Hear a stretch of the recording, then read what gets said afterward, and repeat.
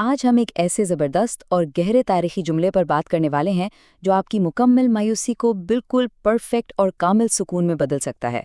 ذرا سوچیں، جب راستے بند ہو جائیں، انسان بالکل بے بس ہو تو پہلا ری ایکشن کیا ہوتا ہے؟ گھبراہٹ، خوف، رائٹ؟ لیکن تاریخ اور روحانیت ہمیں بتاتی ہے کہ اس شدید گھبراہٹ کی جگہ ایک ناقابل بیان سکون لے سکتا ہے۔ اور کمال کی بات یہ ہے کہ یہ سب صرف چند الفاظ کا کمال ہے۔ جی ہاں، وہ الفاظ ہیں حسبنا اللہ و نعم الوکیل، یعنی اللہ ہمارے لیے کافی ہے اور وہ بہترین کارساز ہے۔ دیکھیں، یہ کوئی عام سے چند الفاظ نہیں ہیں، یہ دراصل کائنات کی سب سے بڑی طاقت پر ہمارے پختہ یقین کا ایک بہت بڑا ڈیکلریشن ہے۔ یہ ایک ایسی سٹیٹمنٹ ہے جو ہمیں ہماری کمزوری کے احساس سے نکال کر سیدھا خدائی طاقت کے سائے میں لے آتی ہے، اور سچ مانیے ناقابل یقین برکتوں کے دروازے کھول دیتی ہے۔ جب ہم یہ مان لیتے ہیں نا کہ دنیاوی سہاروں کے بغیر بھی وہ ذات ہمارے لیے کافی ہے، تو ہم اپنی ساری ٹینشنز کائنات کے سب سے بہترین کارساز کے حوالے کر دیتے ہیں۔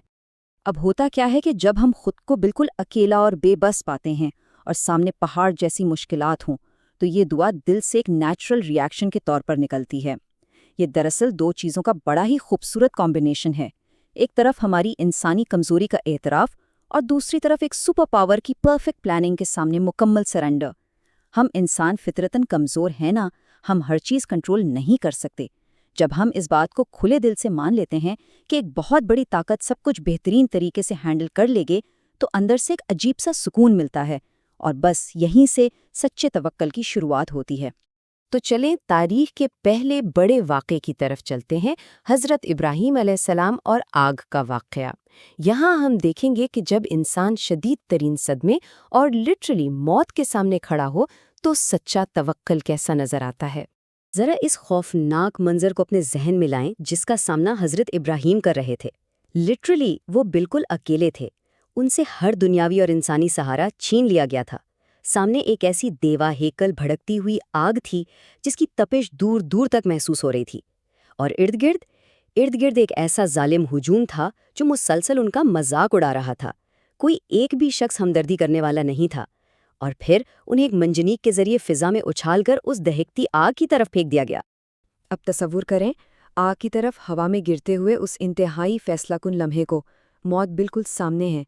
روایتوں میں آتا ہے کہ اس وقت فرشتوں نے بھی آ کر مدد کی پیشکش کی، لیکن حضرت ابراہیم کا توکل اس وقت اپنے عروج پر تھا۔ انہوں نے کسی بھی غیر اللہ کی مدد لینے سے انکار کر دیا۔ اس انتہائی بے بسی کے عالم میں ان کے کامل توکل کے الفاظ کیا تھے؟ صرف یہ، حسبی اللہ و نعم الوکیل۔ اور پھر ہم سب جانتے ہیں کہ تاریخ گواہ ہے، اس ایک جملے کی طاقت نے آگ کی فطرت کو ہی بدل کر رکھ دیا۔ اب آتے ہیں دوسرے اہم واقعے کی طرف، غزوہ احد کے بعد کے حالات۔ صدیوں بعد پیغمبر اسلام اور ان کے ساتھیوں نے اپنی زندگی کے سب سے تاریک اور مشکل دنوں میں بھی بالکل اسی جملے کا سہارا لیا۔ اس صورتحال کو سمجھنے کی کوشش کریں۔ مسلمان شدید زخمی ہیں، گہرے دکھ میں اپنے پیاروں کو دفنا رہے ہیں۔ اسی غم اور تھکاوٹ کے دوران انہیں ایک لرزہ خیز خبر ملتی ہے کہ دشمنوں کی ایک اور تازہ دم اور بہت بڑی فوج انہیں ختم کرنے کے لیے آ رہی ہے۔ اور تو اور منافقین نے بھی شدید نفسیاتی جنگ شروع کر دی تاکہ ان کے بچے کچے حوصلے بھی ٹوٹ جائیں۔ لیکن حیرت کی بات دیکھیں، اس گمبھیر صورتحال نے ان کے اندر خوف پیدا کرنے کے بجائے ان کے ایمان اور جذبے کو ایک دم سے بڑھا دیا۔ منافقین تو ہر ممکن کوشش کر رہے تھے کہ کسی طرح مومنین کے دلوں میں خوف بیٹھ جائے، یہ کہہ کر کہ ایک بہت بڑا اور ناقابل شکست لشکر آ گیا ہے، اب بچنے کا کوئی چانس نہیں۔ لیکن اس ساری سائیکولوجیکل وارفیئر کا رزلٹ بالکل الٹ نکلا۔ دھمکیوں اور ڈرانے کا جواب کمزوری سے نہیں بلکہ فل کانفیڈنس اور ایمان سے دیا گیا۔ مومنین کی زبان پر کوئی ڈر یا فریاد نہیں تھی، بلکہ ان کا ایک ہی جواب تھا، اللہ ہمارے لیے کافی ہے اور وہ بہترین کارساز ہے۔ انہوں نے یہ ثابت کر دیا کہ ظاہری حالات چاہے جتنے بھی ڈراؤنے ہوں، اندر کا یقین ہمیشہ زیادہ پاورفل ہوتا ہے۔ تو سچے توکل کا اصل جوہر کیا ہے؟ دیکھیں، یہ بھروسہ صرف مایوسی اور تکلیف کے وقت کا کوئی شارٹ ٹرم سہارا نہیں ہے۔ اس کے لیے سوچ کا زاویہ بدلنا پڑتا ہے، ایک بہت گہری روحانی تبدیلی چاہیے ہوتی ہے۔ اصل کمال تو اس بات کو سمجھنے میں ہے کہ سچے توکل کی حالت کبھی نہیں بدلتی، چاہے ارد گرد کچھ بھی ہو رہا ہو۔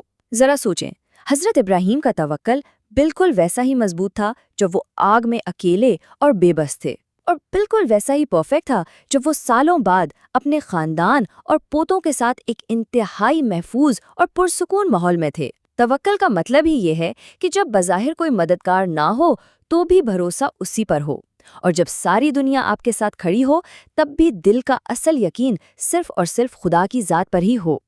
ایک بہت ہی پیاری بات کہی جاتی ہے، میں اپنی منصوبہ بندی پر بھی اس کی منصوبہ بندی کو ترجیح دیتا ہوں۔ یہ جملہ ہماری انسانی انا کو کتنی خوبصورتی سے ختم کرتا ہے نا۔ ہم اکثر اپنے بنائے ہوئے پلانز پر بڑا فخر کرتے ہیں، لیکن سچ تو یہ ہے کہ جب ہمارے پلانز بالکل پرفیکٹ اور 100% کامیاب لگ رہے ہوتے ہیں نا، وہ بھی صرف اسی حد تک کامیاب ہوتے ہیں جس حد تک وہ اعلیٰ طاقت انہیں پرمیشن دیتی ہے۔ تو پھر دانشمندی اسی میں ہے کہ ہم اپنا سب کچھ، اپنی مرضی اور اپنی تدبیریں اس برتر ذات کے حوالے کر دیں اور پرسکون ہو جائیں۔ اب ہم بات کریں گے ایک دوہرے معجزے کی۔ دیکھتے ہیں کہ یہ توکل کس طرح پریکٹیکلی ان معجزاتی ریزلٹس میں بدلتا ہے جن کا ذکر تاریخ اور ہمارے روحانی حوالوں میں ملتا ہے۔ قرآن پاک میں جب بھی اس عظیم جملے کا ذکر آتا ہے تو وہاں ایک کمال کی دوہری یعنی ڈبل گارنٹی دی گئی ہے۔ پہلا معجزہ تو یہ ہے کہ نقصان بالکل ختم ہو جاتا ہے، جیسے حضرت ابراہیم کے لیے وہ دہکتی آگ ٹھنڈی اور بے ضرر ہو گئی، یا غزوہ احد کے بعد صحابہ مزید کسی بھی نقصان سے محفوظ رہے۔ اور دوسرا معجزہ یہ ہے کہ بات صرف نقصان ٹلنے پر ختم نہیں ہوتی، بلکہ اس کی جگہ ایکٹیولی الہی فضل اور بے پناہ رحمت نازل ہوتی ہے۔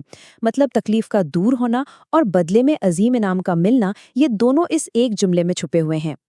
اور یہ ڈبل معجزہ ہر اس شخص کے لیے امید کی ایک روشن کرن ہے جسے لگتا ہے کہ وہ چاروں طرف سے بند دیواروں میں پھنس چکا ہے، یا جس کی زندگی مکمل اندھیرے میں ہے۔ یہ اس ذات پر ایسا اٹوٹ بھروسہ ہے جو بند اور ناممکن دیواروں کے بیچ میں سے بھی روشنی اور کامیابی کے راستے نکالنے کی پوری طاقت رکھتا ہے۔ سچی بات تو یہ ہے کہ جہاں ہمارے ظاہری اسباب ختم ہوتے ہیں نا، وہیں سے اس ذات کا کام شروع ہوتا ہے جو اندھیروں کو چیر کر صبح کی روشنی لاتی ہے۔ تو پھر آج کے دور میں ہم یہ سکون کیسے تلاش کریں؟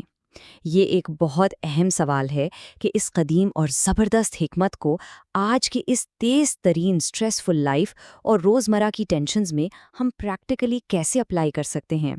اس کا سب سے بہترین اور آسان طریقہ یہ ہے کہ اسے ہم اپنی ڈیلی روٹین اور لائف سٹائل کا حصہ بنا لیں، چاہے وہ کوئی شدید ذاتی پریشانی ہو جب آپ خود کو بالکل تنہا محسوس کر رہے ہوں، یا کوئی بڑی اجتماعی مشکل ہو جس میں پوری سوسائٹی گھری ہوئی ہو۔ اس جملے کو اپنی ایک اسپرچول شیلڈ یعنی روحانی ڈھال بنا لیں۔ باقاعدگی سے اسے ہر صبح 7 مرتبہ اور ہر شام 7 مرتبہ پڑھنے کی عادت ڈالنا ہمیں ذہنی اور جذباتی طور پر ہر اس چیز کے خلاف سٹرونگ کر دیتا ہے جو ہمارے لیے غم، خوف یا اینگزائٹی کا باعث بنتی ہے۔ اور جاتے جاتے یہ تجزیہ ایک بہت ہی گہرا اور سوچنے پر مجبور کر دینے والا سوال چھوڑ جاتا ہے۔ ذرا سوچئے گا ضرور، جب ہم اپنی زندگی کی سب سے بڑی، مشکل ترین اور خوفناک آزمائشوں کا سامنا کرتے ہیں، جہاں واقعی کوئی راستہ دکھائی نہیں دیتا، تو کیا ہم تب بھی نامکمل اور عارضی انسانی تدبیروں کا سہارا لیں گے، یا پھر اپنا سب کچھ اس ذات پر چھوڑ دیں گے جو حقیقت میں بہترین کارساز ہے اور تمام کائناتوں کا مالک ہے؟